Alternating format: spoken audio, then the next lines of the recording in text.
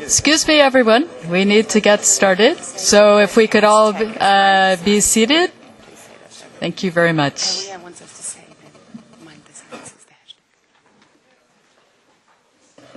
Good morning, ladies and gentlemen. It's very exciting to be here at this event on science-based targets, and of course in this great week where the world's businesses come together in Paris to say, we mean business on climate change. We're acting, innovating and setting bold commitments.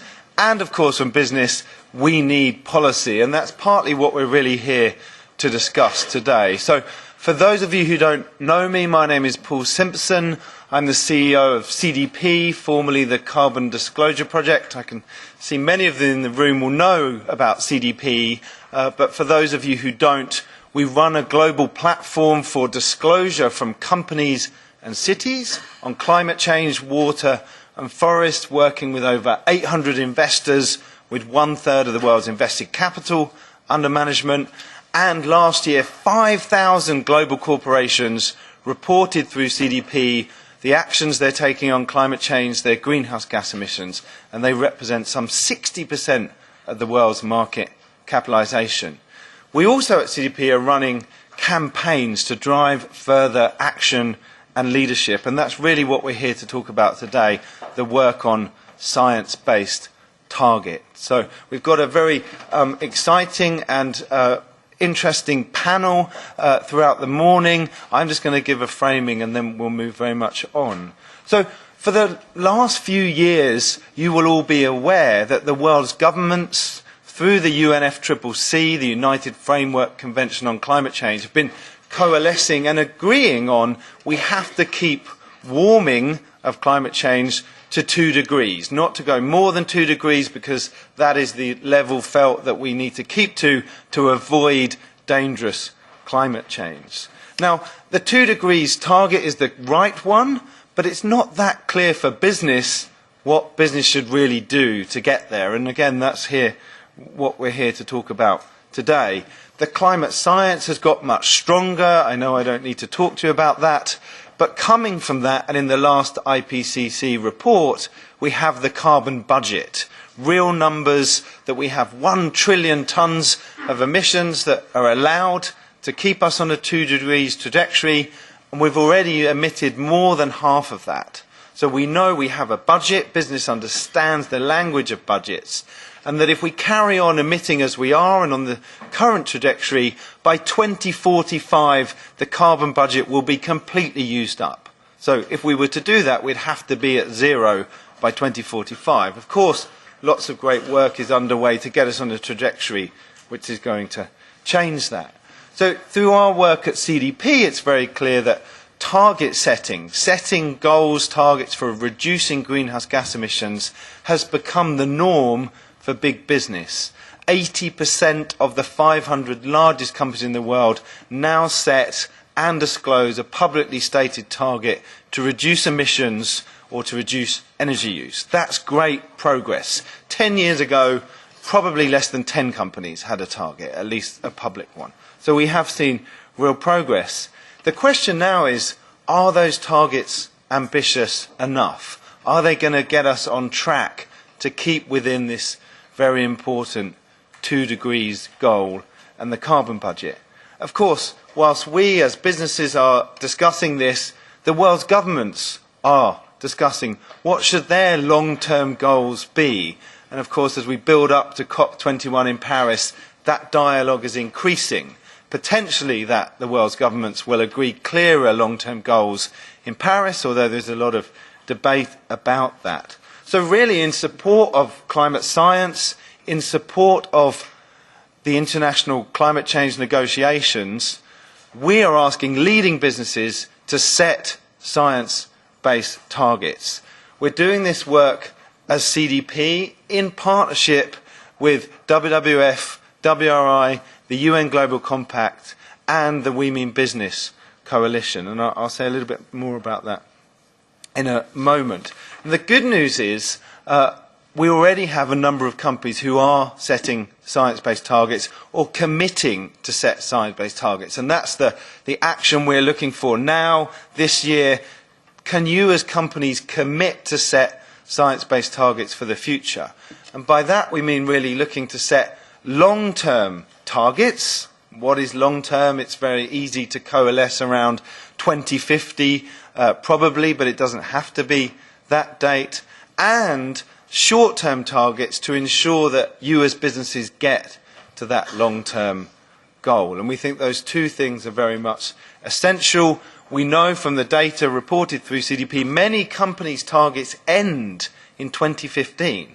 And we hope that is actually an opportunity, not a challenge, that many of you will be thinking about setting new targets that are more ambitious for 2020 to carry us through to that period and for the long term. So through our work in this partnership and through a campaign run by We Mean Business, we've been asking companies to commit to setting science-based targets. We already have 40 companies who've done so, like CLP in Hong Kong, previously called China Light and Power, NL, who we're going to hear from today, BT, Mars, L'Oreal, Wipro in India, and Sodexo, so many others. So we have a number of companies already saying we will commit to setting these targets. We are seeking to have at least 100 companies to do so by Paris, not by Paris, we're in Paris, but by COP21. The two words have become interchangeable. And that we are hoping that we may have many more than 100. But at this point, 100 is the goal. And so any of you in the room that have not already done that, we really want you to do it. Today you're going to hear a bit more about two publications. One called Mind the Science, which presents some good analysis on how are the heavy emitting companies setting targets, and are they in line with the science, and are they long term? You'll hear more about that from my colleague Pedro shortly. And also around the sectoral decarbonisation approach, a methodology that we've worked on with the partners, very technical, building on the IEA data and scenarios for how the economy and energy in the economy will change over the coming years. And what that does is says, you take the carbon budget, you think which sectors have to act in what way? What are the appropriate targets on a sector basis? So one of the big questions we get from a lot of companies is, so why should we set science-based targets? Why should businesses lead to set science-based targets when many policymakers are not quite there yet? They've set the long-term goal of 2 degrees, but the policy framework's not completely there. Well, this is actually good business. We know that businesses who set targets actually deliver better financial performance. We analysed the companies who reported through CDP last year. Those with clear stated targets have better financial performance than those with no targets. Of course, you can't say the two are directly correlated. It's probably more about good management. But we know also businesses who set targets tend to meet them before the target date. So the setting the target drives the focus and the change. It drives innovation. It builds resilience and preparedness for future policy. So there's many reasons why a company should be setting these targets for their own business benefit, and of course to send a very strong signal to governments that governments need to set these same targets. So I'd really like to thank the partners in this initiative, WRI, WWF, UN Global Compact, and We Mean Business for the partnership and the support. There's a lot of other work going on to support how do companies get to science-based targets. We're asking for companies to commit through We Mean Business to 100% renewable energy commitment. That's a great way to achieve a science-based target. Set an internal carbon price, which is a great tool to drive that change, and a lot of other tools and actions companies can take. So we ask all of you as businesses to commit to set long-term targets.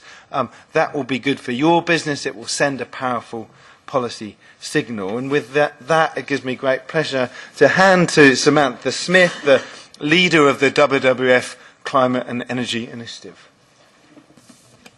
So thank you very much, Paul. And good morning, everyone, and welcome to the side event on science-based targets. I'll be really brief. I think that we're now in a situation where we can see that national governments in the formal process back at home are not quite ready themselves to set the targets that we know that we need. And we know that we need them not just because scientists tell us this, but because of things that we experience, because of things that are happening in the natural world, because of extreme weather events, because of things that are disrupting not only business supply chains, but people's lives and the planet on which we depend.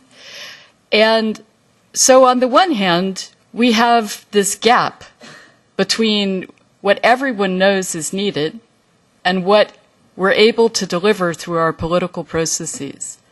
And on the other hand, we have amazing developments in the price of renewable energy, in energy storage, in energy efficiency, in new ways of producing the goods and services on which everyone depends as well.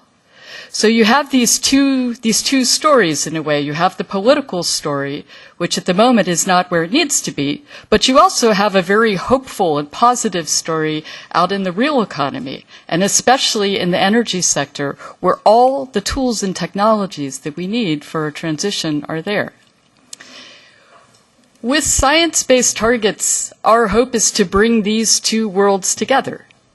In other words, we hope that the role of businesses, progressive businesses such as yourselves, is actually to show that it is possible to have very high ambition, to bring down emissions, to prosper, to thrive, to have good businesses in a way that we're not quite able to do yet on the political side.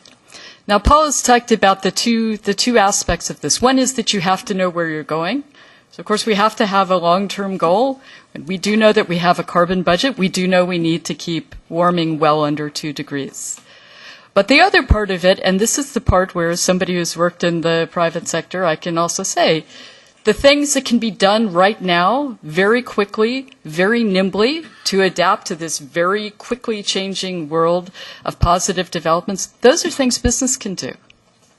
So our challenge, our hope for all of you is actually this, that if we're sitting here 5 years from now in 2020 and we're telling the story of science-based targets and how did it go, what targets did you set, but even more, what has happened in terms of corporate emissions, that we will be telling a story of success, we will be telling a story of leadership, and we will be telling a story of hope. I hope that isn't too much pressure.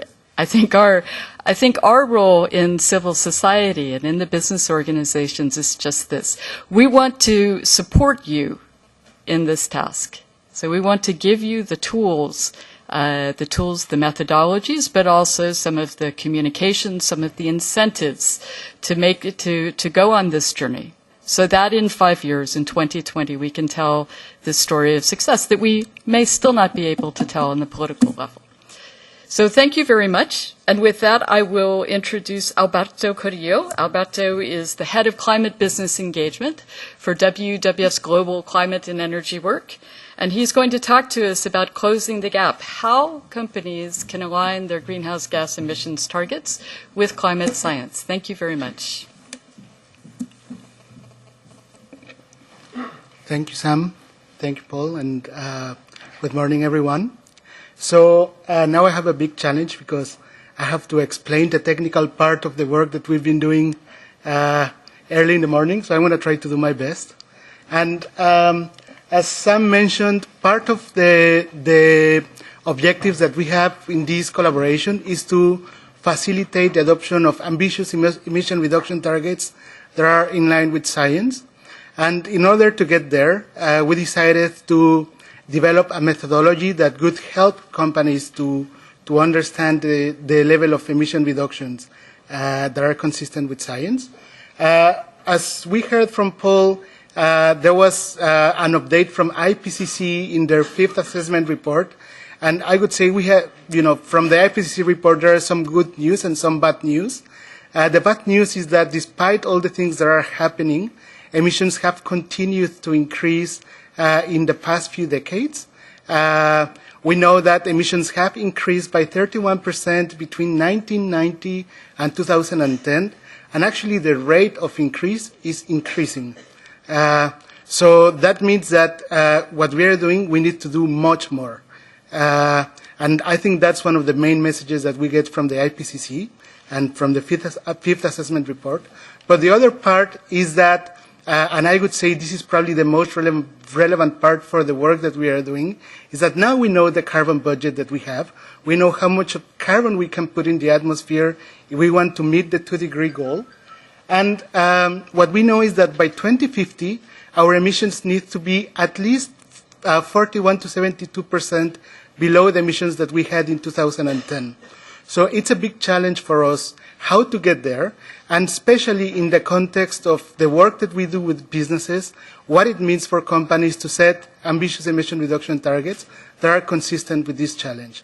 And that's what we are trying to address with the methodology that we are launching today, which is called the Sector Decarbonization Approach Methodology.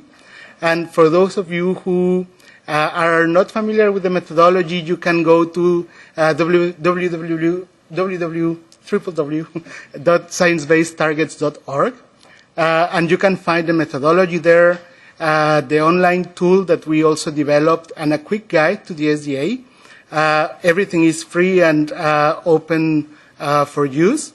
And so I wanted to tell you more about how we developed the methodology, how the methodology works, what are some of the shortcomings, some of the limitations, and some of the areas for development. And also I want to give you a little bit of context on other methodologies that are available for companies to set emission reduction targets in line with science. So let me start with how we developed this methodology. The first step for us was to try to find smart people that could help us develop the concept and could help us materialize this idea that we had. And so we appointed Ecofis, who is really the intellectual author behind the methodology. But we also realized that we needed more smart people that could help us challenge some of the assumptions behind the methodology, people that were experts in this field, and that could help us give more credibility to the development of the methodology.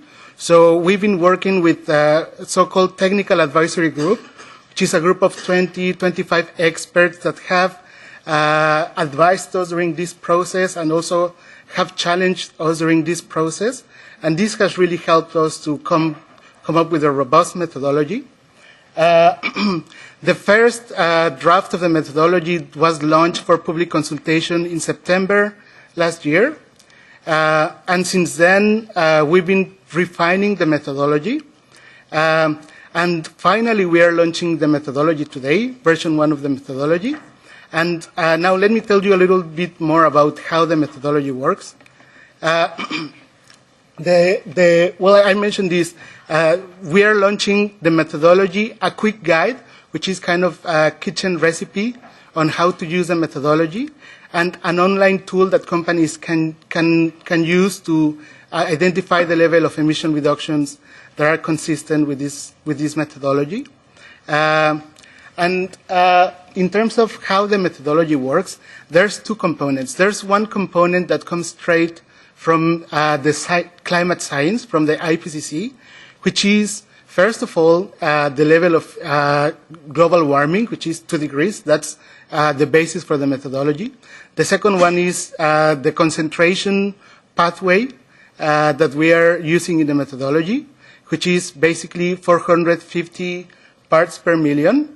And that translates into a concentration pathway presented in the IPCC, which is called RCP 2.6. And so that's the trajectory of emissions and, most importantly, the radiative forcing that defines that we can actually meet the 2-degree goal. So that's coming also from the IPCC report. And finally, as we know already, the carbon budget, which is 1 trillion tons from now to 2050, considering the amount of carbon that we already spent. And so those are the three parts that we get straight from the IPCC. But one of the challenges that we had was how do we translate that into specific targets, considering the differences of, different sectors, different regions, different types of companies, and that we cannot get straight from IPCC. So for that part, we are using the models developed by the International Energy Agency, which are reflected in the energy technology perspectives. It's a report that probably some of you are familiar with. And those models, and particularly the 2-degree scenario developed by IEA, gives us more granularity and more information about the transition that different sectors will undertake in order to be in line with the 2-degree trajectory. And so from the IEA models, we get specific sectoral budgets. We also get projections about the level of activity for different sectors in different periods of time. And we also get information about carbon intensity for the different sectors. So this is all the information that is behind the methodology, the back end. What you will see when you use the methodology and use the tool, and the information that you need is, first, you need to define a base year and a target year. And we need information on Scope 1 emissions, Scope 2 emissions, electricity use in the base year, and activity in the base year, and projection of activity growth for the target setting period. Those are the things that would be the input from the companies.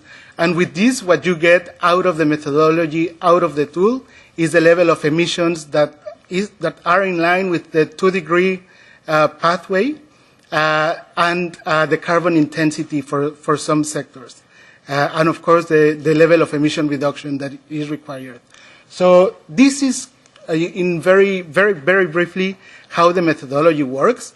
And I invite you to go to our website and really read the methodology or read the kitchen recipe and play with the tool.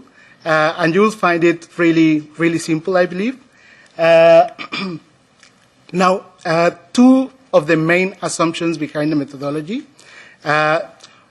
We decided to divide the sectors into two categories.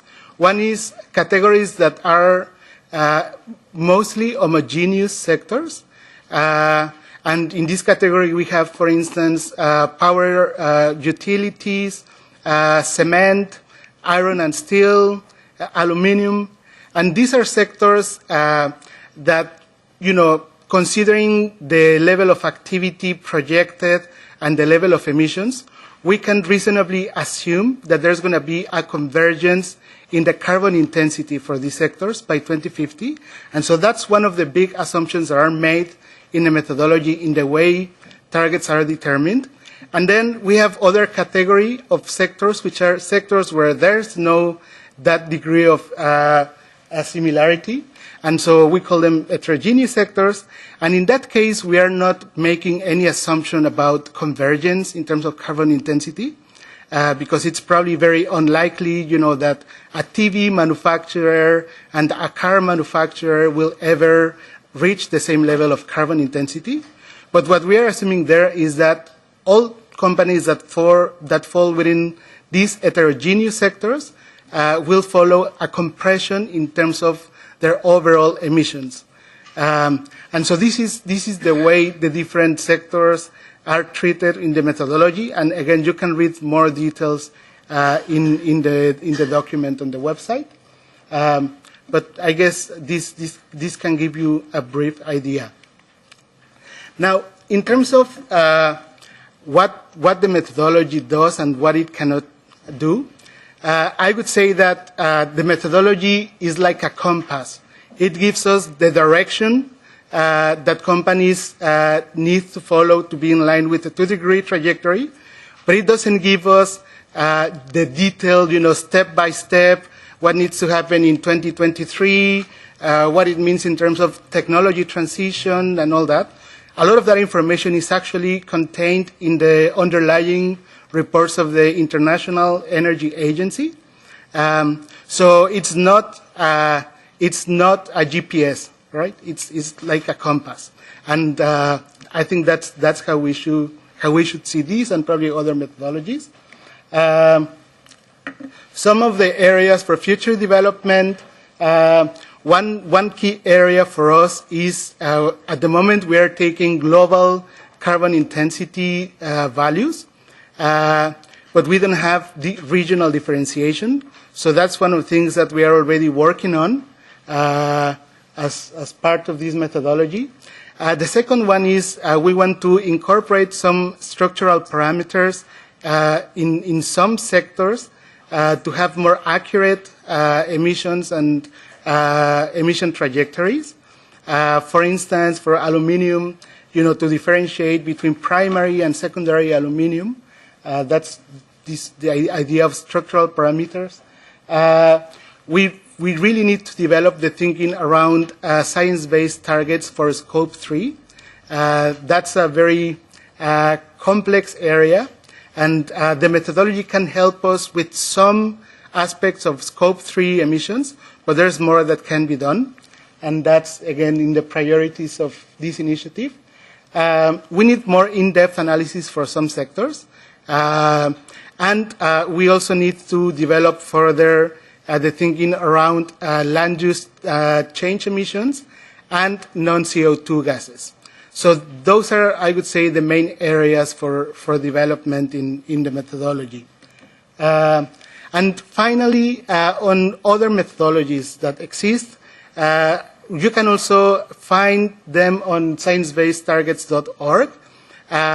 We have, for instance, one methodology that was also a joint development between CDP and WWF in the US, which is called the 3% solution, that provides a pathway for companies to reduce emissions in line with science, but also a cost-competitive pathway.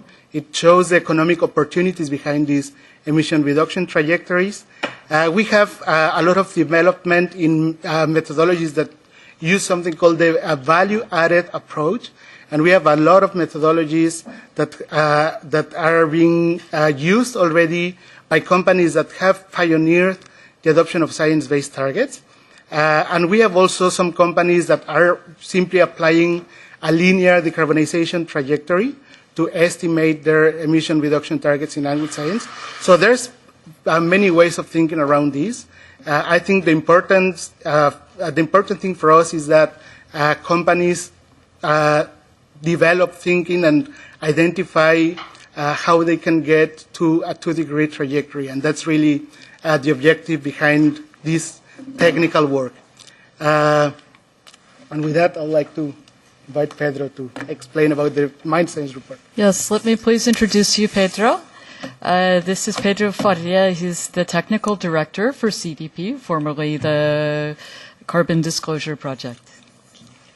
Thank you so much, Samantha. Thank you, Alberto, Paul, and good morning, everybody. It's a real pleasure to be in Paris. In the next 15 minutes, I will guide you through the Mind Science report developed by CDP in the context of the Science-Based Target Initiative. And I'll address the concept or idea behind the report, the analysis done, some of the results, and make some final remarks. So the idea behind the report was this. Given that we now have a sector-specific methodology, the Sectoral Decarbonization Approach, or SDA, that Alberto just presented, and sector-specific scenarios from the IEA, ETP work, why not use this capability to assess and benchmark the targets of energy-intensive companies? At the same time, we thought this could be useful to identify leadership examples from which to learn more about setting science-based targets, increase transparency on what is the current status of corporate greenhouse gas target setting and kind of establishing a baseline, test the method with real data and experience the difficulties and potential of its use, and also, hopefully, speed up the debate and engagement with the idea of setting science-based targets. Analysis was done on 70 energy-intensive companies that are publicly listed from sectors such as electric utilities, cement, chemical, and aluminium. We did not look at other sectors and companies due to time restrictions. Our intention in the future is to add more sectors and companies. With this sample, we estimate that we are covering about 9% of the world CO2 emissions. We collected data on historical emissions and activity data, as well target data. For these, we use the CDP disclosures, the company website, CSR reports, annual reports, 10Ks. We calculated historical intensities, made activity projections into the future, and finally calculated the emissions pathway using the SDA, so basically following the kitchen recipe that Alberto mentioned. The information collected and calculated was represented graphically, as shown in this slide. One graphic with absolute figures, the other with emission intensity figures. We could then compare the curves obtained through the SDA with the targets companies have, and which we also plotted, and visually assess their level of ambition and time frame. We then classified companies according to the key that is shown there. Companies can have public data and targets or not. If having public targets, are they relevant? This is according to our criteria, do they cover at least 80% of the company emissions for this sector? If they were relevant targets, we then asked, and is the target in line with the SDA? This is it a 2-degree target according to how we are defining it? Sometimes it was not always possible to make this assessment, in which case companies were marked as unknown. Otherwise, it was either a yes or no. They are 2 degrees. And if 2 degrees, we assessed if it was short-term or long-term. We define long-term targets as targets up to or beyond 2030. The reason for this is that we are using a peak and decline model, and 2030 guarantees that we have moved beyond the peak, and so the reduction trend should be clearly seen. And we consider that 15 years to be sufficient long-term given the context many companies operate. The analysis done has its limitations, and we should refer to them in order to allow correct interpretation of the results. The first one is that we only consider direct emissions, scope 1, but we do intend to look at other scopes and sources of emissions when relevant. The current approach of looking only at direct emissions potentially favors companies, as Scope 2 targets reduce according to the pathway of the electricity sector, which has the most steep reduction pathway. Second, companies' activity projections adopted the IEA growth rates using the 2DS scenario and doing micro-analysis with macro-analysis assumptions can be difficult. The absolute emissions profiles strongly depend on the activity projections. So this is a relevant decision. However, by assuming the same growth rates to all companies, we think this produces a less subjective and fairer assessment of their targets. Third, and let me be completely clear about this, we are assessing ambition. We are not assessing performance. The next logical step will be to assess performance against targets. We'll get there, but let us first understand well how the methods available apply to companies and what type of results they produce.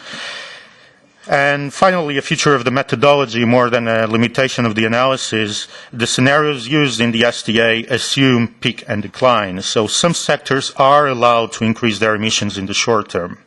As a result, some companies might not be required to reduce emissions in the short term and still be considered as having 2 degrees targets in this analysis. The overview of the results we got is shown here. We see that 35% of the emissions in this sample, about 3.3% of world CO2 emissions, are not covered by a target. Many of these companies do not even publish their greenhouse gas emissions. About two-thirds of the emissions in the sample do have a target, but 11% are irrelevant, and 16% of emissions are covered with targets that we considered are not 2 degrees. And we included there the targets that we were not able to assess. Finally, 38% of emissions in the sample have a 2-degree target, either short-term or long-term. And so this is a target aligned with the pathways resulting from the application of the STA, which is the tool we use to make this assessment. It is worth looking at the time dimension of targets and consider the 2-degree targets. Many 2-degree short-term targets expiring in 2015 or in the next 2 years. The majority expiring in 2020. There is an opportunity for these companies to adopt new targets or extend them further in time. Setting the appropriate time frame is particularly important in energy-intensive companies, where investments tend to be more capital-intensive and capital assets have longer lifetimes of 2, 3 or more decades. Thus, the transition to a low-carbon economy is a long-term goal that requires the right decisions now. That is why we recognize as leaders companies that have set 2-degree and long-term targets, targets that go beyond 2030. And curiously, the majority of these leaders have gone really long-term, all the way up to 2050, when the transition to a low-carbon economy will need to be a reality. There is a dependency between what you do today and what you will be able to achieve in this low-carbon future. If you are not clear on how the low-carbon future will look like, you might not be able to get there with small steps. Beginning to conclude my presentation, what do we observe as the signature of the leadership on setting greenhouse gas reduction targets? I use there the signature of Charles Martin, since we are in France. Leaders recognize the scale of the ambition and also its time frame. They commit to long-time decarbonization and set clear intermediate targets. They understand and are able to articulate the impacts on their business models and on their investment options. They might not be able to explain exactly how they are going to achieve their target, but they set it also as a tool that raises ambition and helps drive change by encouraging innovation, creation and penetration of new markets, increase the resilience to climate regulation and risks, and haste their reputation. Leaders should be able to clearly communicate their targets and some of the implications. Last but not the least, I would add they should begin to engage and debate what is the appropriate policy environment that will help them get to their objective and move others along this path. My last slide. Just to stress that CDP is committed, and I believe also all the partners of this initiative, to be and create transparency on what respects setting science-based targets and assess performance against those targets.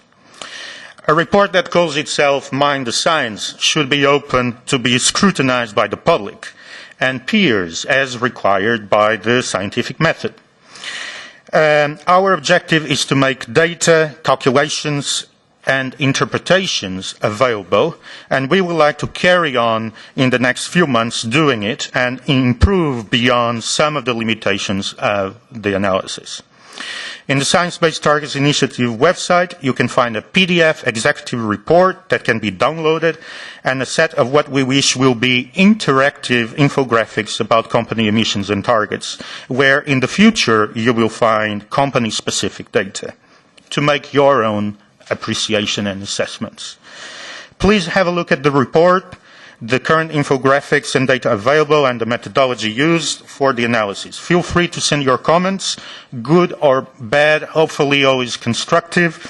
And I just want to finish with a quote from Christiana Figueres that is also at the first pages of our report, which is, everybody has the obligation now to find out where they are going to be in 50 years from now. Thank you.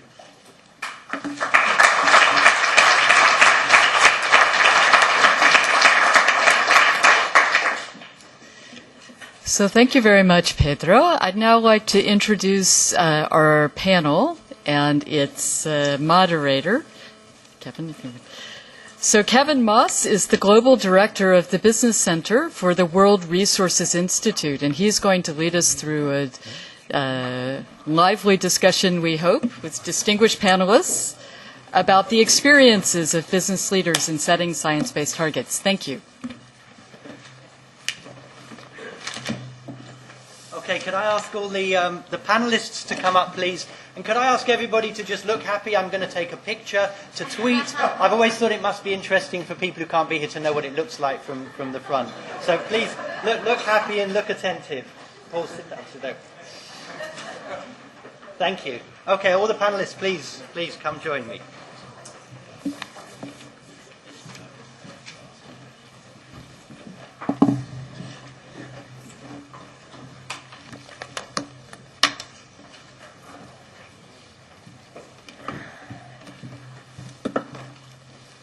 Sam, thank you very much. Thank you, everybody. Everybody so far has done a great job of keeping to time. I'm going to do the same thing. I'm going to introduce our panelists. I'm going to try and spend about half an hour with questions that we've discussed or that I'm going to pose to the panelists, and then try and leave the last 15 minutes until 1:30 for questions from the floor. So if I don't cover everything that you'd like to have asked, we'll try and leave some opportunity for you to do that as well. I'm Kevin Moss. I'm the Global Director of the Business Center at WRI. We are a research and analysis organization, and our theme, our approach is count it, change it, and scale it. And we are doing all of those three things here today. We've done a lot of work together with the other NGOs present and the companies present to count it. We're starting on the road of changing it, and with your help, all the other companies here who are going to join us in this, I hope, because we're going to have a sign-up sheet at the end of the day, I believe. I don't think we are actually, but let's pretend we are and think about whether you'd be able to sign it. We're going to scale it as well. Thank you all for being here. I'd like to thank the panelists. I'm going to introduce them now, and then I'll give them a moment when they answer their questions. I'll allow them the opportunity to correct or add accuracy to anything I say. Let me start. We'll start at this end. Enel Andrea Valcalda is the head of sustainability at Enel Group. Enel's a global company in the electricity sector, operating in 31 countries, Italy's largest power company and second largest utility in Europe.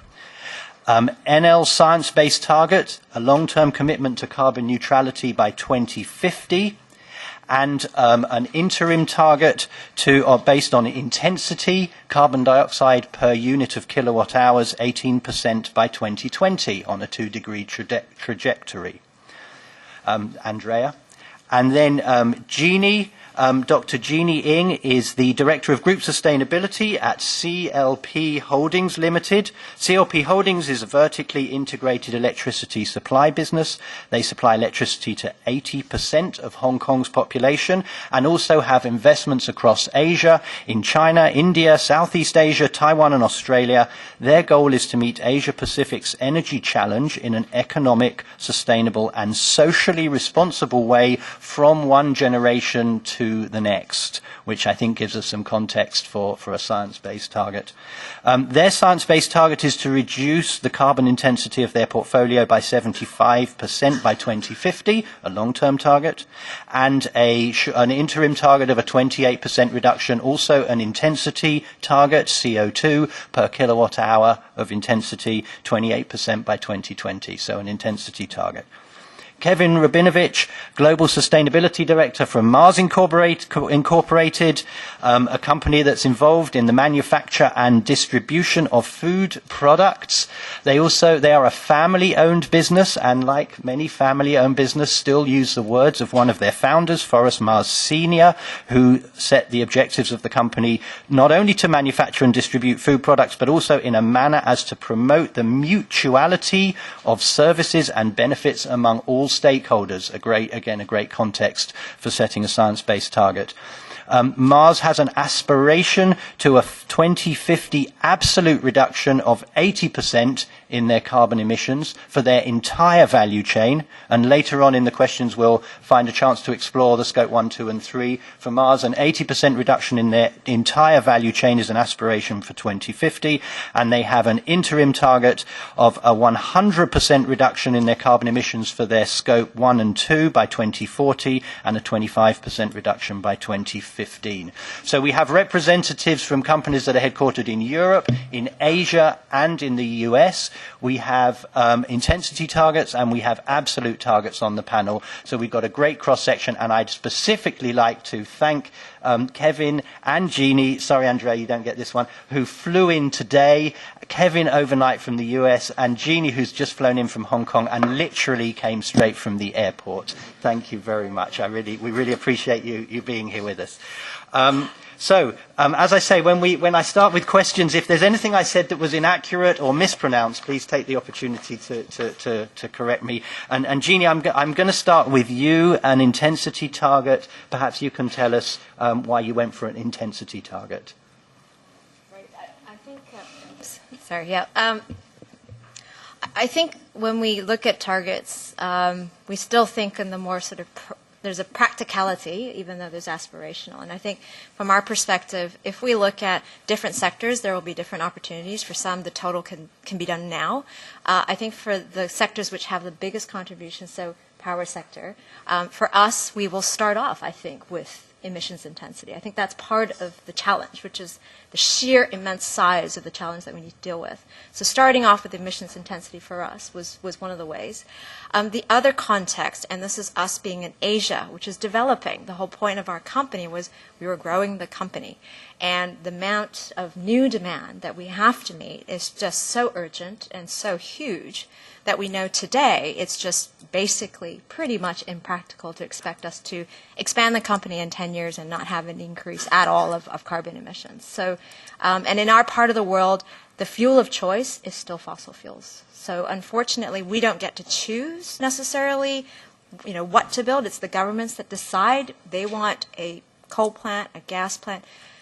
We come in, we have a choice, I guess, to do it or not do it. And if we were to say at that point we're going to do only zero carbon, then pretty much there would have been no markets pretty much to enter in 2006. So we actually set our science-based target back in 2007. So it's been 8 years since then. So at that time, I'd like to think we were one of the early movers on trying to use science to set a target. And I can share later on more of the stories in the last 8 years that we've had since we've done that. Jeannie, thank you. Kevin, you have an absolute target. Some people might say that's a crazy thing to set because as the business grows, that presents does that present a challenge? Why did Mars set an absolute target? So maybe to help clarify the intro remarks that Kevin gave. So in 2008, when we were getting started in this journey and thinking about sustainability more broadly and how we would set our targets, we did what was very much sort of the poor man's version of the sectoral decarbonization approach, which was basically me and a few other people reading IPCC AR4 and trying to figure out what that would mean for us. So our reading of that was an 80% reduction by 2050 was what was consistent with 2 degrees C. So we said, all right, if that's what we had to do for our whole supply chain, what would that look like? And we had a number of problems there, including that we didn't know how to measure parts of our supply chain very well at that point. But what we did know how to measure was our scope 1 and 2. We had good data on our factories, we had information, we had good numbers. And we said, well, that's going to be easier than everything else in our supply chain in all likelihood because we have control and it's industrial and it's indoors and it's technology. So we said, we better over-deliver on that to buy ourselves a little bit more room when we eventually make commitments on the rest of it. So hence 80% in 2050 turned into 100% in 2040. And then the 25% in 2015 is, you sort of connect the dots from 2007 down to 2040, and that's how the math comes out. In terms of why it's an absolute target, you sort of framed it as some would say it's crazy. No crazier than ignoring climate science, right? So, it's worth emphasizing that we didn't just look at the climate science and go, well, that's our target. We use that to challenge ourselves to say, could we do that? Would that be possible? And unsurprisingly, with what we already knew how to do, the answer was no. There was a gap. But we use the science-based target as an anchor out there to sort of drag ourselves toward and come up with new and different and other strategies to pursue, which I'll answer that. I'll build that into answers to other questions so that Andreas has a chance to get started. Okay, thank you, Kevin. Andrea, we've talked a bit about intensity and absolute. Let me change the topic slightly. You guys have a carbon neutrality, your long-term target. Mm-hmm. Can you tell us what you mean by carbon neutrality? Yeah, carbon neutrality means near zero emission. And I think that what makes this kind of long-term target a real target, not a vision or an aspiration, are two things. The first is having an interim target, coherent, consistent, and this is the case for us, for example, for other companies to have a 2020 target. It's a time frame that you can more or less have an idea of the evolution of the technology, and this is very, very important for us, our sector, in particular all the storage technology will give an important boost in the evolution of the strategy. And the second is a consistent strategy and business plan. This is the way, for example, we were able to review our 2020 target, given that we already delivered this target last year, 2014. So we decided to reduce our target for 2020. I don't think we are able today, for example, to set a 2030 target. We need some more time, specifically for be aware of the technology evolution that is very, very fast in our sector. It's an interesting sector. It's not a case that electricity in the mind science report, the electric utilities are under the spot, because it's clear that we have important responsibility in climate change issue, but also important opportunities in terms of business. And this is the way we see the problem. Not only a problem and a responsibility, but also an opportunity for some progressive company able to lead the way and not to come under it. Okay.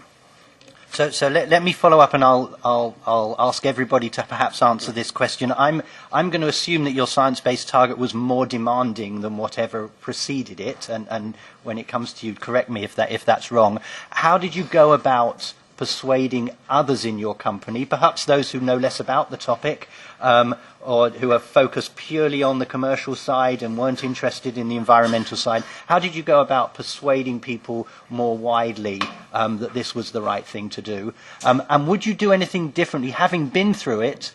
For people who are about to go through it, would you do anything differently were you to go back a few years and be doing it again? Andrea, do you want to start us off, and then we'll go down the line? Yeah.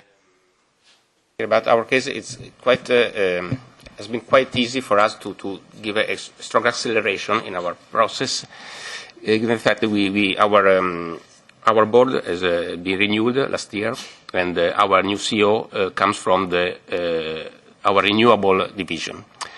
So the vision, of course, is straight on renewables development, as is important, and this is the reason why our new industrial plan that has been presented to the financial community a couple of months ago is completely focused on renewables and networks. That is very important. Maybe we can say something later about it, about the enabling role of networks, of smarter networks to make renewables and distributed generation to come into the grid. And so a strong acceleration. Also the decision to cancel some projects underway, both coal or also some other interesting topics, some big hydroelectric plants with some constraints, some discussion in local communities. Also, this is an important part of the strategy. Our idea is to focus on smaller projects, smaller plants with a very fast time to EBITDA, and it's important in terms of reducing risk of our operation. And so no problem in convincing our board that is fully committed on it. Also the idea to create, for example, my activity, my sustainability function it's a new function joined with innovation. Innovation and sustainability it is important marriage, and as a new function directly reporting to the global CEO, and is another signal of strong commitment on it.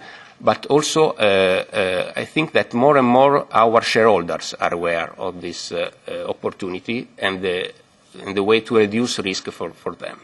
I'm not only speaking about the sustainable investors that, by the way, are growing and growing, but also the mainstream, let's say, or all of the long-term investors are perfectly aware that a low-carbon development will reduce the risk as a shareholder. So I think that it's very clear, and sometimes I think that probably, and we will see probably in Paris in the conference, that companies are more advanced than people think, and usually more advanced than government.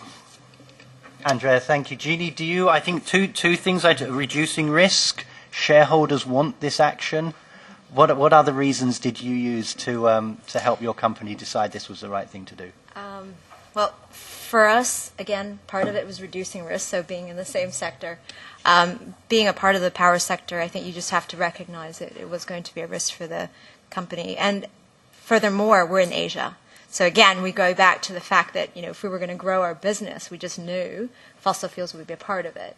But it was the commitment of the leadership at that time to say, hang on a minute, as we start to grow, this does need to be managed.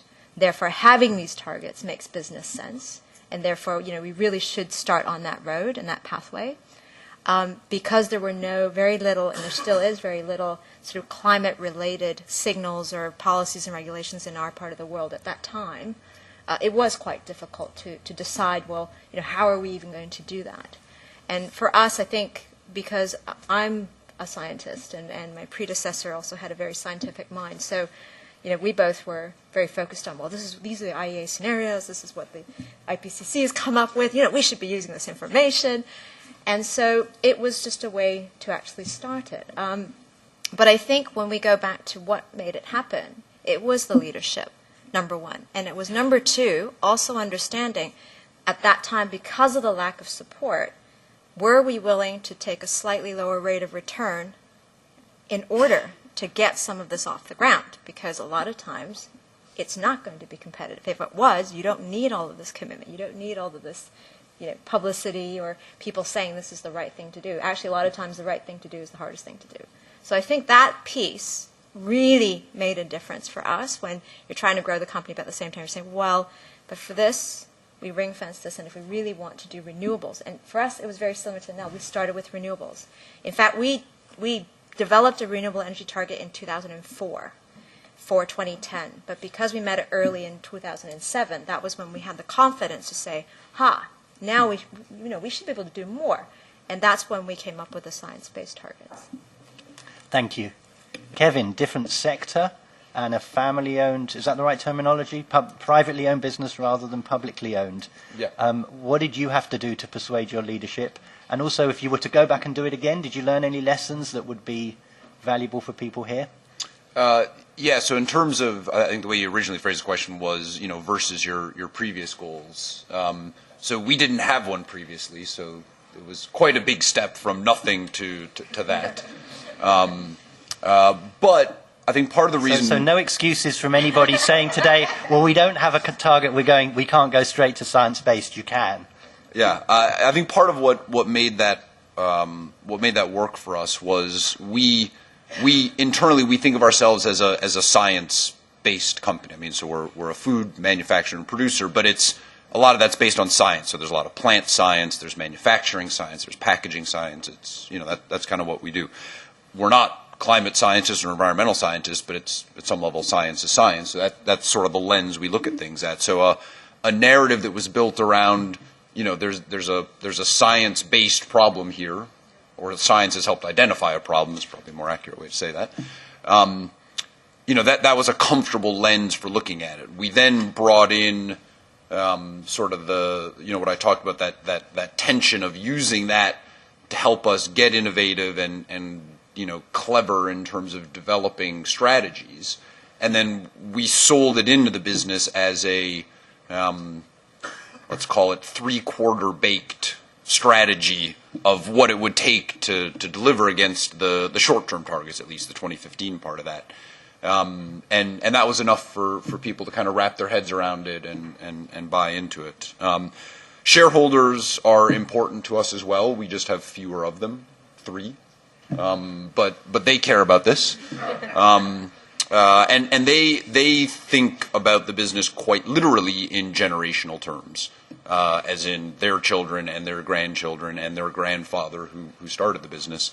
So we also sort of jumped on that. So the name for our program, the overall sustainability program for our direct operations, which includes the climate targets and then some others on water and waste to landfill, is Sustainable in a Generation, right? Which is both a reference back to Brundtland and an internal reference to the Mars family. So a bit of sort of clever internal branding, I think, helped.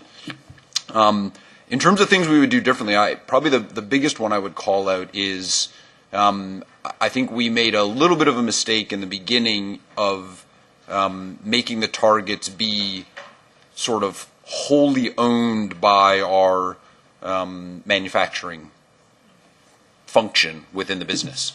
So the business signed up for the targets, but there was very much a perception of, yeah, but that's for the supply, we call it supply, that's for the supply team to sort out, right? So all the other functions, marketing and R&D and commercial and all kind of went, well done, off you go, let us know how it's going.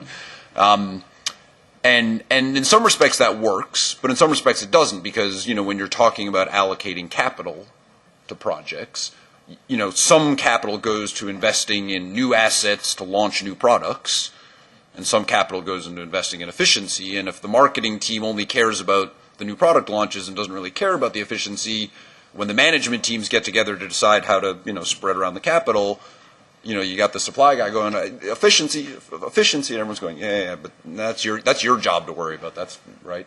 So we sorted that out fairly quickly, maybe 3 or 4 years in. Even to the level of we actually have reduction of our Scope 1 and 2 emissions as part of the long-term compensation incentive for the top 100 executives in the company. So again, being private, we don't have stock options and things like that. So we have longer-term compensation, which is sort of an internal version of something like that, where it tracks the performance of the business against metrics over, in this case, it's a 5-year window. And that became part of the incentive program for everyone. And then suddenly people were much more interested in, how are things going with your SIG work there in manufacturing? And so when manufacturing came to ask for help, there was a more receptive audience for that. So that's one thing that we missed early on, and we sorted out maybe 3 years ago. Kevin, 1 or 2, and then I'm going to come back down the line for everybody. 1 or 2 key dependencies to meet the target. What 1 or 2 things have to be done or sorted for you to meet that target? Well, certainly for us. I mean, we are a growing business. Maybe not as fast growing as an energy business based in Asia would be, but we are still growing. A growing business trying to hit an absolute reduction target, we just aren't inefficient enough to do it with efficiency, right? I'm not sure if I wish we were or weren't, but we're just not that inefficient, right? So we just can't make that much progress. So renewable energy is a critical part of our component, our strategy. I mean, efficiency is as well, but and that was a big one for us because we didn't really have any background in it. So we started small, very quickly realized that being small was not going to get us where we needed to be, so we very quickly went big. Last year we announced a 200 megawatt wind farm in the U.S., which covers 100% of the electricity for all of our facilities in the U.S. And that's just the first national level project that we'll do. And we'll continue to do on-site projects and smaller projects, but when you're trying to move the numbers at the pace that we're trying to move it at, a megawatt here and a megawatt there just doesn't move things fast enough. So renewable energy is the big one for us. Jeannie, 1 or 2 key dependencies? Well, I think for the electricity sector right now, there's probably two areas. But even for implementation purpose, it was important for us to set interim targets. So, I mean, we have a 2050, but what's the 2020? What's the 2035? We have a 2035. And even setting renewable energy targets at 2020, like sort of making sure we're kind of getting there. I think from business perspective, it's important for us to do that. Otherwise, we won't be moving. But I think there's other roles for our sector. It's very important that the other players in the community also play their part. So like the regulators, if they have the right policy and regulatory signals, really the right sticks and carrots to basically make us feel comfortable in spending the billions of dollars that will be stuck there for 50 years and not movable, then it will happen. It's not rocket science in that sense. But secondly, there's the other issue, I guess, in our sector is the technologies. I think huge breakthroughs in our area have not been that much in coming. We never used to have big inventions until like 2 or 3 decades at a time. Now having renewable energy is already a big. I mean, we're seeing a lot of changes that is very fast for our sector. From our sector perspective, we're so used to multiple decade change that now even seeing something change within 5 years or 6 years is a big change for us. So technologies, supportive regulations, and communities, and I think that was something that you mentioned. Yes. Andrea? Yeah, I think one of the key aspects is to be realistic. I mean, don't put the head under the sand and be aware of what is already happening. Because if you want to grow faster, it's for sure renewable is the faster way. I mean, because even in terms of timing of construction and deployment and the delivery of electricity, because if you have in mind to build a new coal plant, for example, and your engineer team say, okay, we need 3 years, let's say. You need a couple of... We can do it in 18 months. You really want that? Yeah. You need for sure a couple of years of permission or the permitting phase, but the 5 years easily become 8 or 10 because you will have for sure opposition, problems, and so. While if you are investing in wind, you can be perfectly aware that in 18 months, really, you can deliver electricity. So this is why even in a country, in emerging country where the need of electricity is important, more and more they are asking for renewables because it's faster. But even in terms of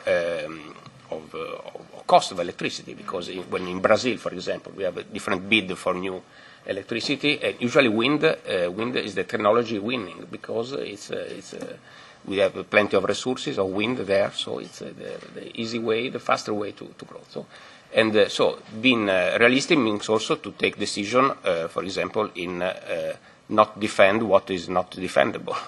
Or I don't know if the word is correct, but in Italy, for example, we have decided to close almost half of our traditional generation fleet. So roughly 13,000 megawatt of old plant would make no sense with working just a few hours during the year, just because in Italy 18,000 megawatt of distributed generation come into the grid in the last 4 years. And it's not our generation is distributed. We did business in connecting this generation, this new capacity. And this is the importance of the smarter grid, because still now I heard some colleagues in some parts of the world saying that renewables are not predictable and then there's problem on the grid, on the manual grid. Yes, it's true, of course, if you don't invest in grid, in a digitalized grid, in smarter grid that can manage the right flow of energy in the right direction and in the right moment. And this is one of the key aspects also of our development, our growth in the next years. So just to be realistic, and the way is given. Thank you. So I think I've heard renewables. I think I've heard regulatory signals, pace of change is accelerating, importance of communities, investing in the grid, and Kevin, I like your statement. We aren't inefficient enough to do it with inefficiency. I think that's a powerful statement that probably applies to many companies. So I've got another 15 questions, but I'm sure you've got other questions, and I think I'd rather let you all ask your questions. I'm hoping that when it's your turn to speak, if you push the red button, you'll get to speak and we'll all get to hear you. We'll soon find out, and I'm going to try and leave a couple of minutes at the end for each of our panelists to give any closing remarks that they didn't have the opportunity. And let's start with the gentleman at the very back row in the middle there. Thank you. Dr. Hansen Chen from ICC Taiwan. I have two questions. We're in a Mind Science Forum. And can anybody in this forum tell me what is the percentage increase of concentration of CO2 in the stratosphere, where all the jetliners are dumping millions of tons of CO2 in the stratosphere where the air is stagnant? While in the previous discussion here, we heard that we have chosen steel, aluminum, cement, and all these businesses as targets. But these activities occur underground, where natural convection occurs every day that help eliminate the CO2, whereas in the stratosphere, that's where the problem is. But nobody is telling us what this effect is on the total global warming. So if we don't target that problem, then I think we are all maybe, let's say, maybe all the business that we have chosen here are scapegoats. I'm going to ask you to allow me to not require people from the food industry and the power sector to have to answer for the airline industry. And perhaps if is there a main Q&A section at the end? And maybe I could ask you to hold that question, because I don't think it's fair for me, and I don't know the answer, to put the panelists from other sectors on the point on that. Okay. Have you got something? You had two questions. Any that's specific? The other one is I would like to know from Jenny Wu, what's the forums or maybe her personal standpoint on the nuclear power.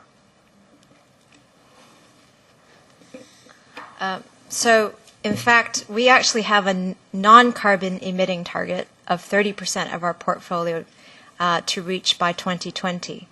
And that 30% includes nuclear power. As a scientist, I personally think there is no such thing as a perfect technology. I think all technologies have pros and cons. Even wind, even solar. They all have issues.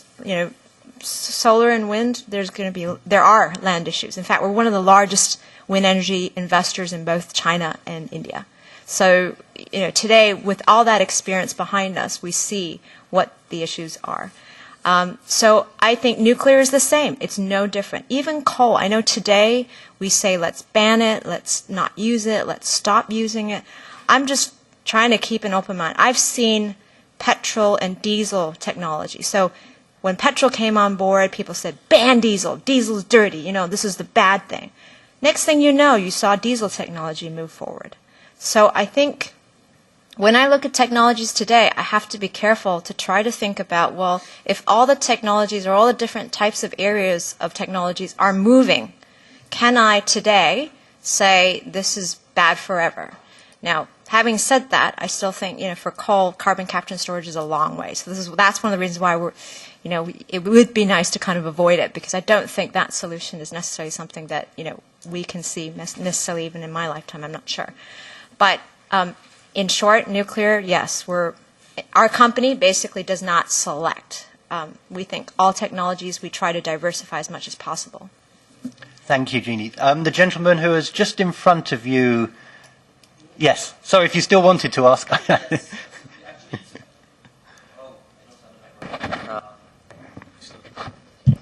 It's a question for... I'm sorry, could you say who you are as well? I should. So Stan Dupré, I'm the director of 2 Degree Investing Initiative. We are a think tank working on metrics for investors related to climate. We've basically everybody on the panel. My question is like basically for everybody and relates to the ambition of the scenario itself. Like if you have a look on the IEA scenario, actually the basic assumption is to kind of accumulate carbon debt until 2050 and then capture CO2 after 2070, basically, become a climate positive economy. So to a certain extent, the scenario itself rely on the development of breakthrough technologies now that will allow to capture or have zero emissions after 2050. So my question is, how do you integrate this in the target setting? Because a lot of things that needs to be done relates to R&D now, basically. Okay, so let me just say, if any of my panelists want to take that on, I'm going to let them. But we were intending the focus to be on the practical implication of the guidance within companies. So if any panelists would like to take that on, please do. If you don't want to, I'm sorry, going to ask the people who set the standards to maybe take those on at the end. But it looks like Jeannie's prepared to. Sorry, I think it's the jet lag. Hyper. Yes, so when we set our interim targets for 2020, 2035, and 2050, you will see it's a curve. And the reason why it was a curve is we, at the time, assumed big breakthrough technologies such as CCS was not going to come into play until after 2030, 2035, at that time. So that's why you'll see that our reductions went from sort of 5% to about 20, and then we readjusted to almost 30. But then the bigger drop was after 2035, was because we thought, we still hope, but I'm not sure it will happen, is that after 2035, those big technologies are coming into play.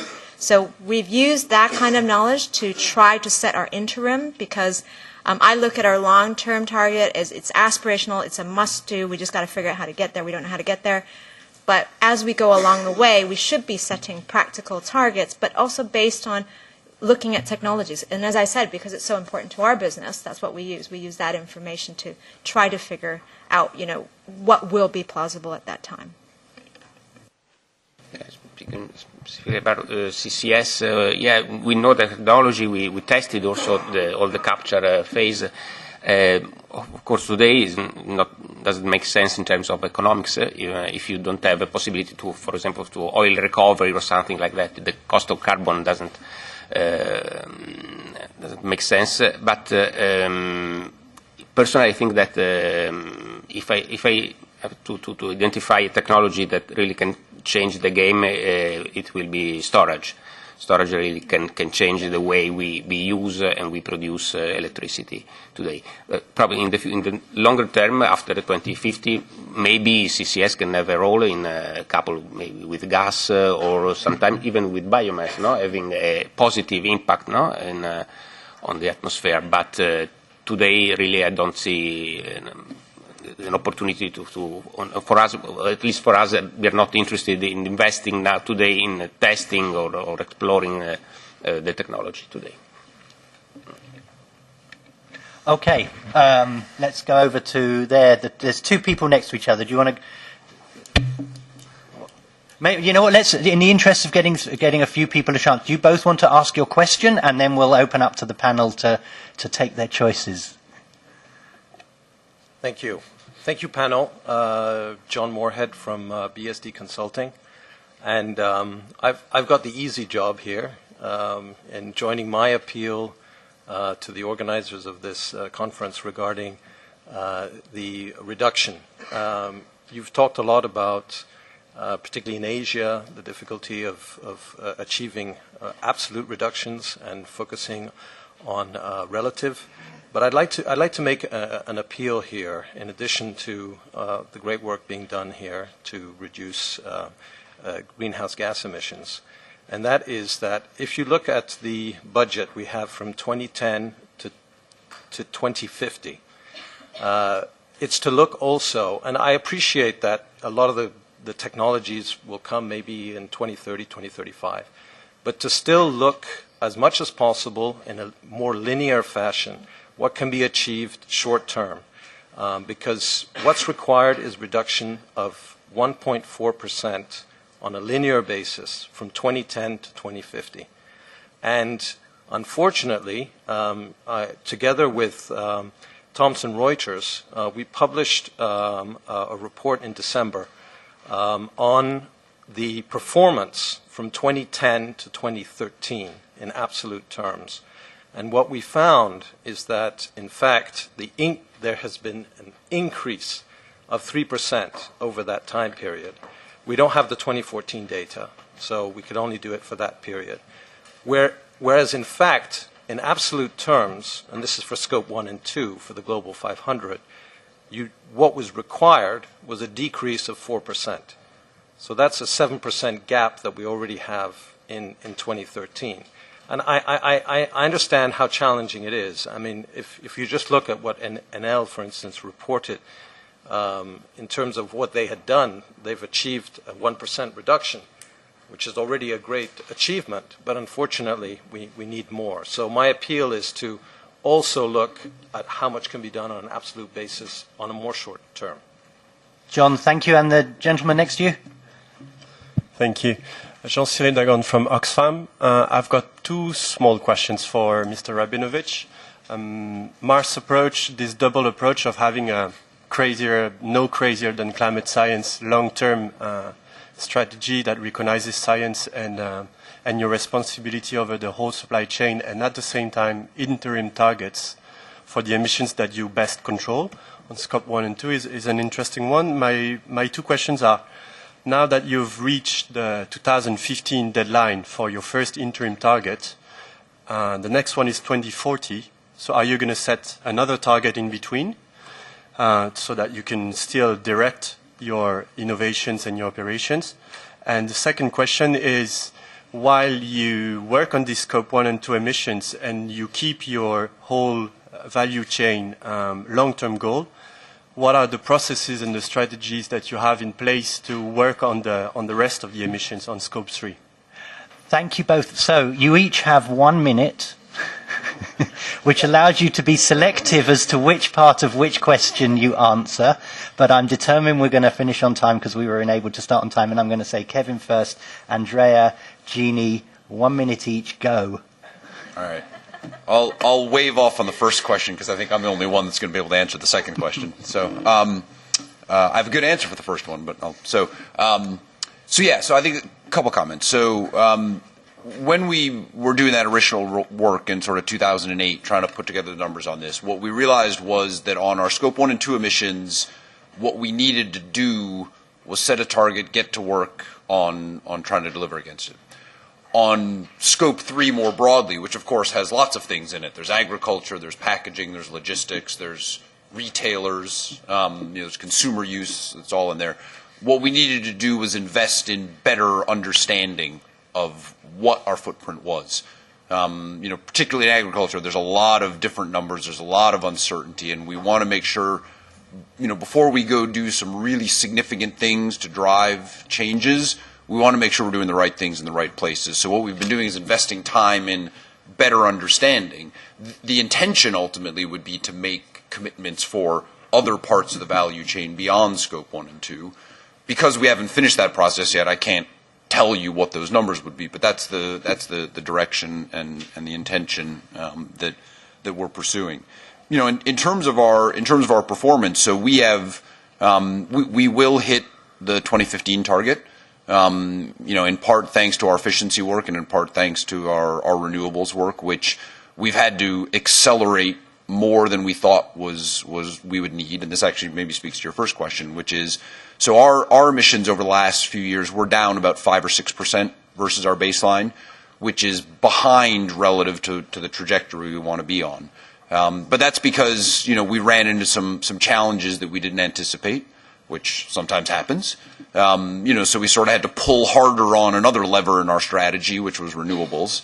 And we'll be caught up for 2015, and we've readjusted the balance of our focus going forward. So short-term interim targets are important. The other piece. The intention is that we will always have a 5-year window. So we will announce a 2020 set of targets and then a 2025. But when you sort of draw the straight line from 2007 to 2015 to 2040, you can probably work out what 2020 is going to be with a ruler and a pencil. And so, Kevin, thank you very much. I have my ruler up here somewhere, ready to go. I actually do somewhere. I give my last panelists the permission to ignore the questions if that's what they want to do, or answer the questions, but because they only have one statement each. No, there's no apologies from anybody. One statement each, your last statement on the panel. In terms of accelerating, and I'm never optimistic, let's say, by nature and by profession, so I think that when we will look back at 2015, from 10 years from now, we will see this year really like a turning point. I'm not sure about the final data on 2014, but if I understand correctly, with the coupled the economic growth globally with the CO2 emission. So I think really we are in a turning point. I'm quite optimistic also for the conference in Paris in December. And so the acceleration will arrive in the next decade, I'm sure about it. Andrea, thank you for finishing us off with an optimistic comment. And Jeannie, we are trying hard. So rest assured, I think everyone in our sector is trying hard. And I think when you look at over 1 billion who still have access to energy issues in our part of the world, we're really trying to give that to them today, given today's technology. It is often difficult. However, having said that, there are opportunities. So, in fact, our CEO and CFO, or senior management, actually announced that part of the new strategy is to allocate 50% of our investment capital outside of Hong Kong to renewable energy, and making sure it continues to happen. So, with that, Jeannie, thank you. So let me first of all thank everybody organising today for the opportunity to have this panel. I'd like to apologise to everybody who didn't get to ask a question who wanted to. You can try and corner the panellists later. They won't thank me for saying that, but it's up to them to try make a getaway if they need to, or be cornered. Sorry to anybody whose questions I had to cut short in the interests of time. Thank you all for your attention, and most of all, please join me in thanking the panellists both for the leadership their companies have shown and for putting themselves out here to answer my questions and yours. Thank you, everybody.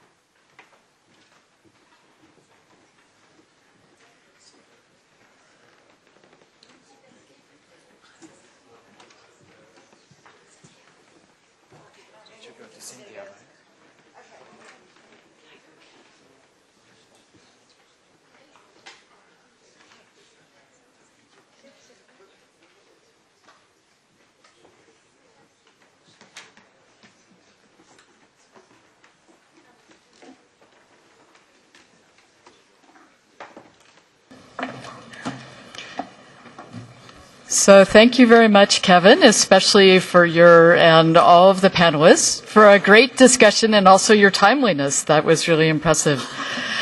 I'd now like to introduce Cynthia Cummins, who is the Deputy Director of the Greenhouse Gas Protocol at the World Resources Institute.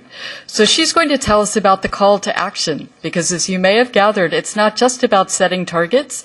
It is also about a global campaign to get more and more companies to sign up to these targets and start to implement them. After Cynthia, we will have a brief question and answer session, because we understand there's some pent-up demand to get into the methodology and more information about the science-based target setting.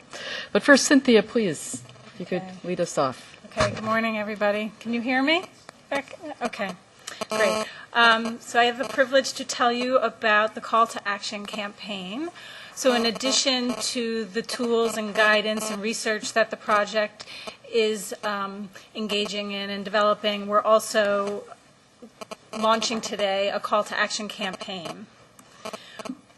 The purpose of the campaign is to essentially create a tipping point. Our hope is that by the end of the year we'll have at least 100 companies committed to setting a science-based target, and then we hope to have at least 250 companies by 2020. And we hope that these companies will help to demonstrate the benefits of setting a science-based target, and then they will create a tipping point which will then lead to science-based target setting becoming standard business practice.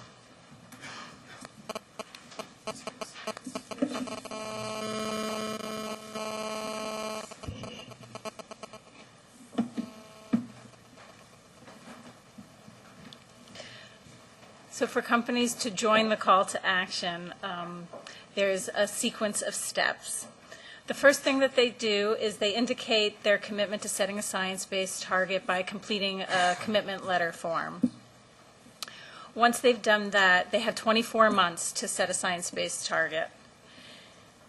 Once they have a proposal for a target, they fill out another form, target-based target form, which they submit to us, and then we review the target through an assurance process to make sure that the target is in conformance with some eligibility criteria that we've developed.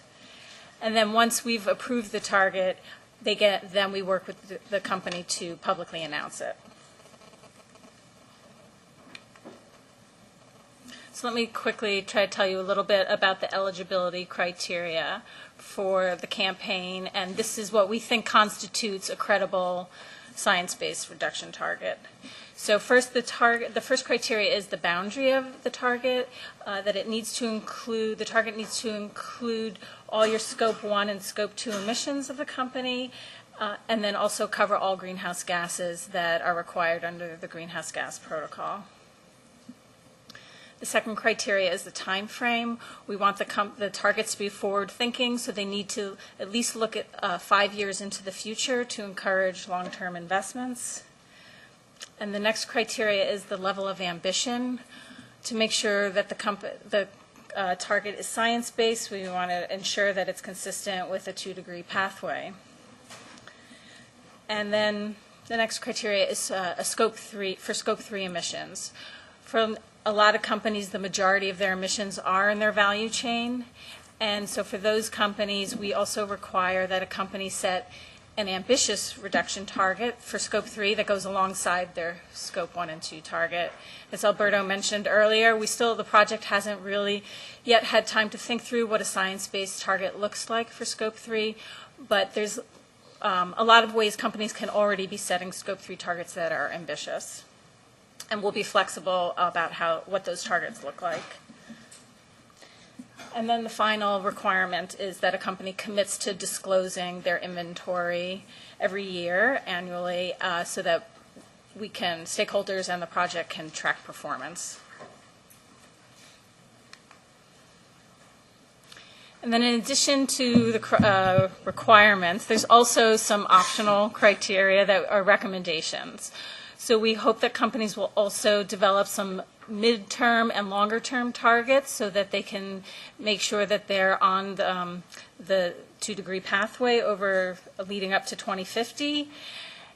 And then while a number of the target-setting methodologies that are out there help a company to develop an intensity target, we would also like companies to be reporting absolute targets alongside their intensity targets, so that we can also track the absolute reductions that companies are generating.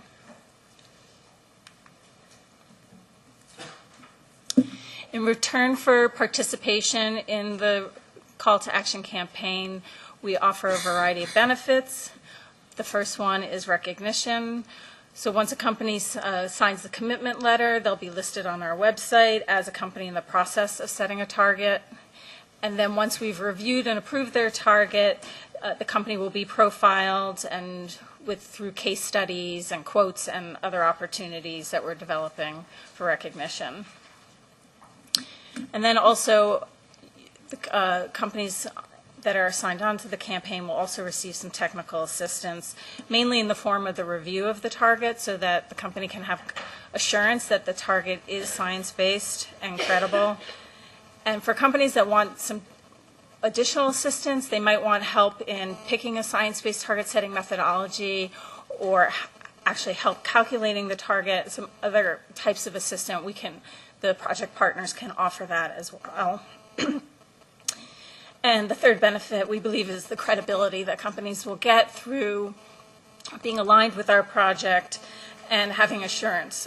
They can demonstrate to investors and other stakeholders that their target is ambitious and demonstrates leadership. So we welcome companies now to go to our website if you're ready to demonstrate your leadership and sign up to the campaign. The commitment letter is now on the website, and welcome others to follow our progress towards the progress of our campaign and our progress towards getting 100 companies by the end of the year on our website as well. Thank you. Thank you.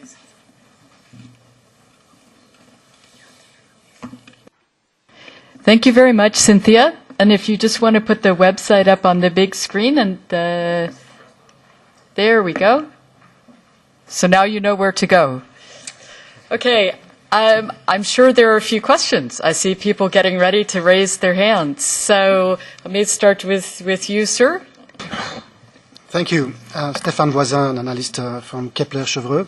Thank you for the whole presentation. It was very interesting, and I think I can see the benefit of having really tangible targets and very tangible metrics. I have really three questions. One is about the baseline year that you are putting together, let's say 2010 in the SDA.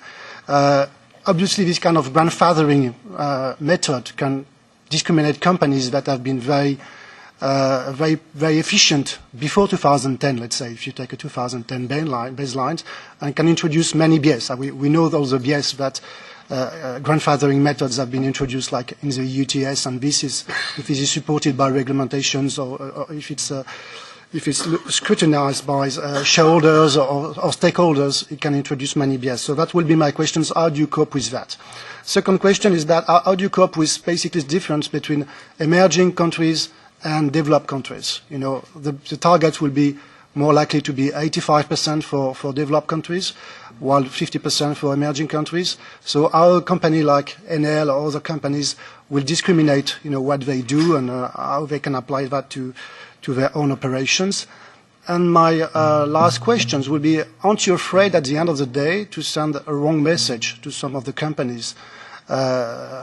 If we are using a geometrical type of trajectory towards the 2-degree scenarios, as Pedro said earlier, it leads to some companies do nothing or can increase their emission for the next years.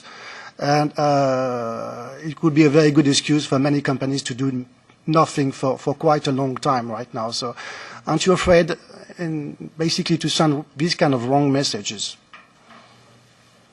Okay. Thanks for ending on a good and challenging question. So we have three questions. I think maybe, Pedro, you could start us off with an answer to the first question about the base year. Yeah, so in terms of the tool and the sector decarbonization approach, the base year can be set after 2011 wherever the company wants. The baseline and the issue of the grandfathering, the method actually requires less reduction for the companies that have made early action and a steeper reduction for the companies that somehow are not in the same position. So that's actually, there is grandfathering, but that's actually how the method deals with that question. From a relative percentage, the companies that have done the job first, they need to reduce less, and the ones that haven't done their job, they need to reduce more. The important thing, which is at the core of the methodology, is that they all converge to the average sector intensity in 2050. So they all get to that point, and that's how it defines the trajectories. So that's kind of how it works. Great. And Alberto, would you like to answer the question about companies in different parts of the world, the difference between developed and developing countries? Sure. Thanks. So I I would say part of what Pedro just explained also takes into account the starting carbon intensity for different companies in different parts of the world. So there's already some implicit assumption there. And also there's some assumption about the level of activity growth. So we know, for instance, that cement production is going to grow a lot in Asia, but probably is not going to grow the same rate in Europe, right? So there are some implicit assumptions there already, but right now I would say the step that we want to, the next step that we want to take in terms of regional differentiation is to have the levels at least for OECD and non-OECD countries, because we already can do that with available data from IEA. It's just that in this version 1 is not incorporated, but it will come as a natural next step, and we believe that it's already feasible. So I would say, in general, this is evolving work, and as more data becomes available, we will want to reflect that in the methodology and in the work that we do. Great, thank you. And Cynthia, would you like to take that last and challenging question? Yeah, that's a tough one. I think we share the concern about sending the wrong message, and that we ultimately have to achieve absolute reductions. But if you follow the various methods that are science-based and they follow the decarbonization pathway, that it just shows which sectors are going to need to increase emissions and then decline. So if they're following that decarbonization pathway, we will achieve the reductions that are needed. But there are other methods that we offer, like that we endorse through the project, that follow a more linear pathway as well. I'll just add one last remark. I mean, the role of civil society organizations is and will be to move from setting targets to measuring performance. And that includes also keeping an eye on the things that happen in the short term. Sir, you had your hand up. Yeah, William Brand. I write for several publications. My question is about the 100 and 250 numbers that you mentioned. Where did those numbers come from? We know that, in fact, it's not really the number of companies, but the type of companies that are the main emitters. Wouldn't it be wiser to focus on 5 to 10 companies as opposed to 100 to 250 companies? So that number is somewhat random. We do think that if we get a couple hundred companies, though, it is enough to create that tipping point. Of course, we want to focus on the major companies, that mostly the energy and the energy-intensive companies. So we do have a strategy to do that, but we also do need to create a movement. And to get a movement, we need a large number of companies to create that tipping point and make it a standard business practice. Great. Yes, please go ahead. My name is Hannah Helmke. I'm from DPDHL. And my question is if you could give a rough estimation of the required carbon reductions in the transport sector, given that the demand for freight will be hugely increasing in the future, and that the transport sector itself is just one of the few sectors that is featuring growing CO2 emissions, but also respecting the importance of the freight industry for global economic development. Okay, maybe Alberto, would you like to take a... I would need to consult because I don't have the number in my head, so I don't know if Pedro or Cynthia.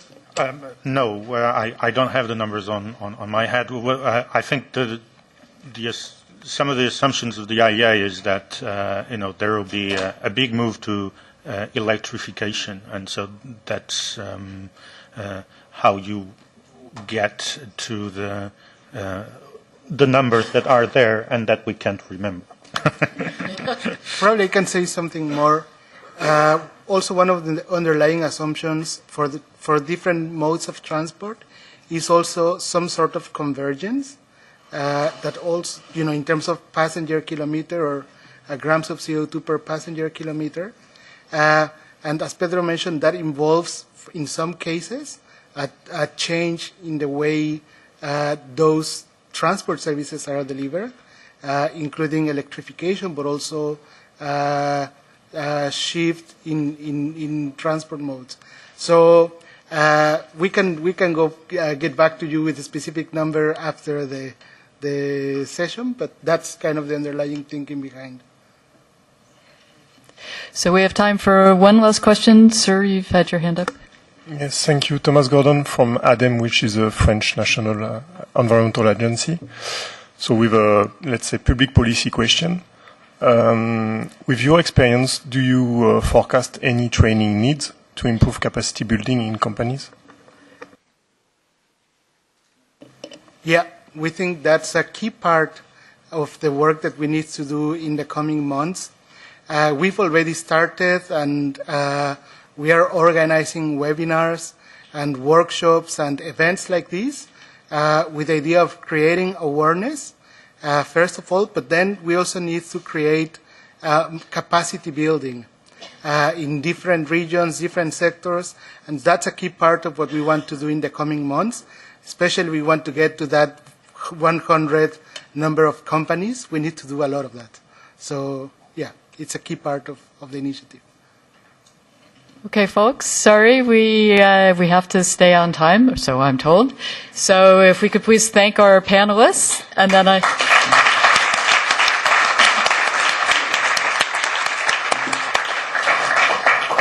And now I'd like to call Nigel Topping, who's the CEO of We Mean Business, and Laila Karbasi, who's the head of the Environment and Climate Division at the UN Global Compact, also the head of Caring for Climate.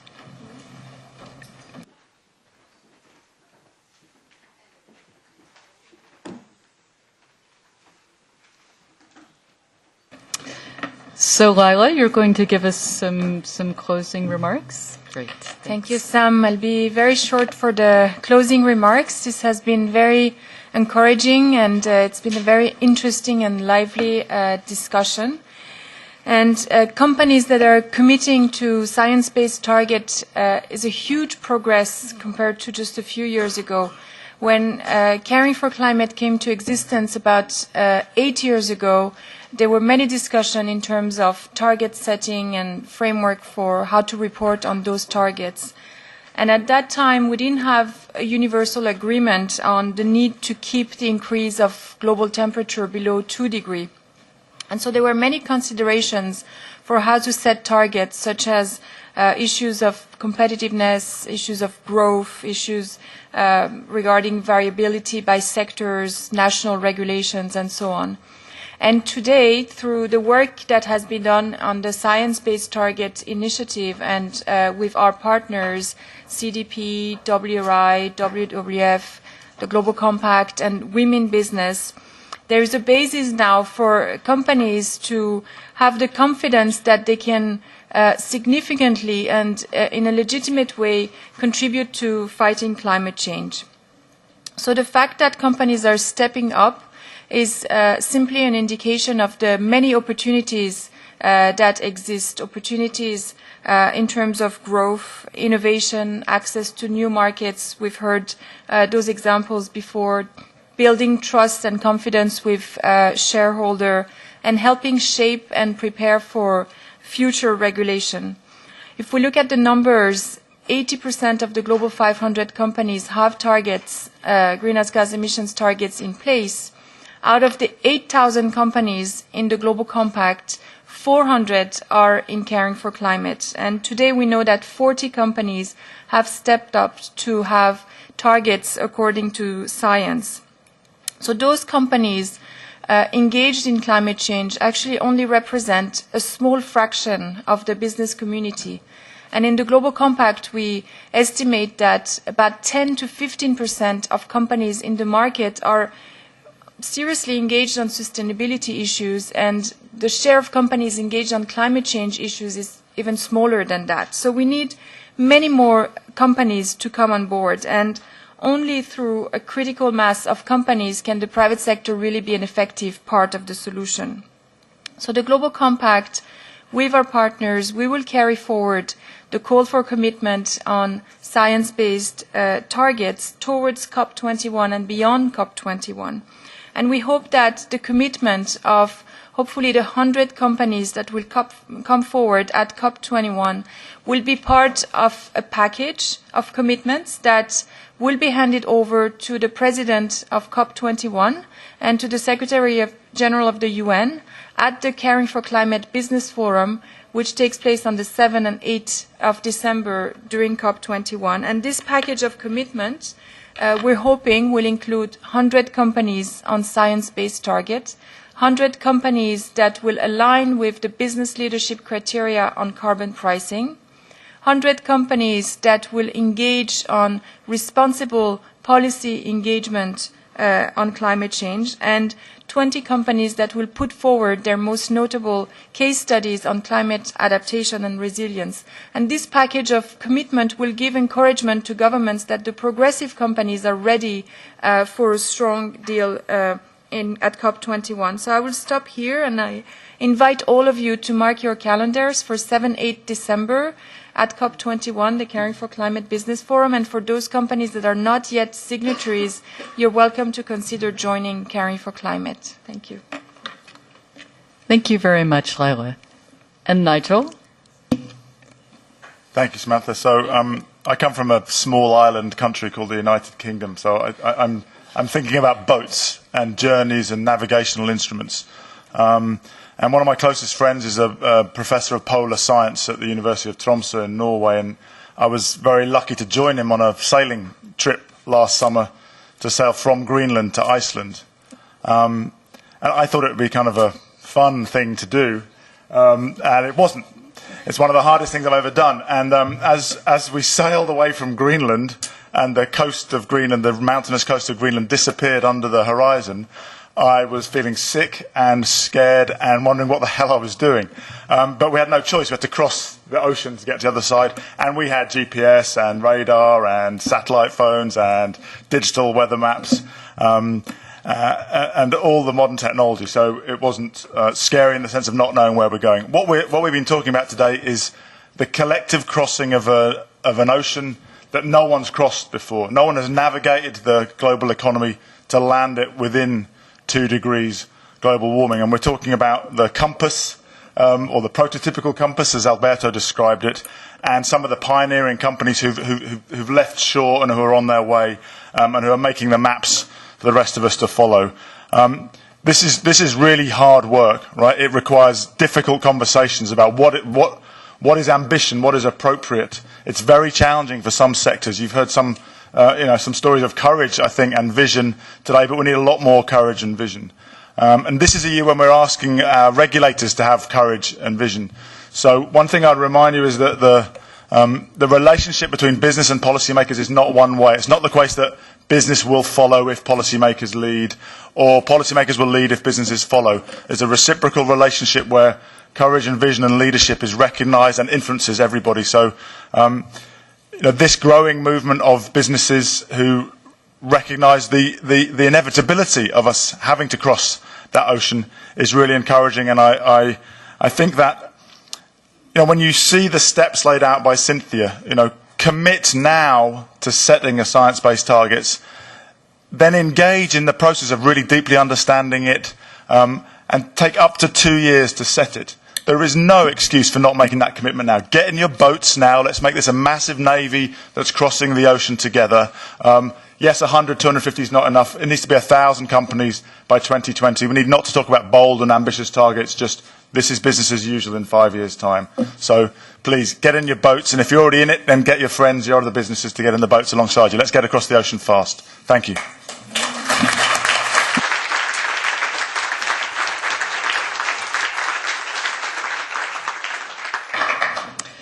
So I'd just like to wrap up by thanking the very many organizations and people who helped to put the event together. So first of all, to thank UNESCO for the facilities and for the permission to be here for the side event.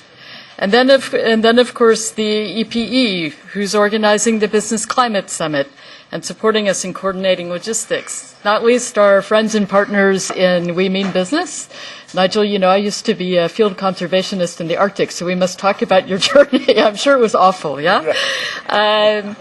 WWF France, thank you very much for all of your hard work in helping to set up and to staff this event. They've been in charge of logistics. CDP Europe, so thank you as well for supporting the organization of the event. And then last but not least, our fellow passengers in the boat. So we do feel a bit sick. We have many challenges in front of us. We have, as Lila said, really come a long way from where we were 5 years ago when business climate targets were really just about benchmarking and being better than others. So CDP, UN Global Compact, WRI, thank you very much for being in the boat together. And let's hope that we reach the other side. Thanks.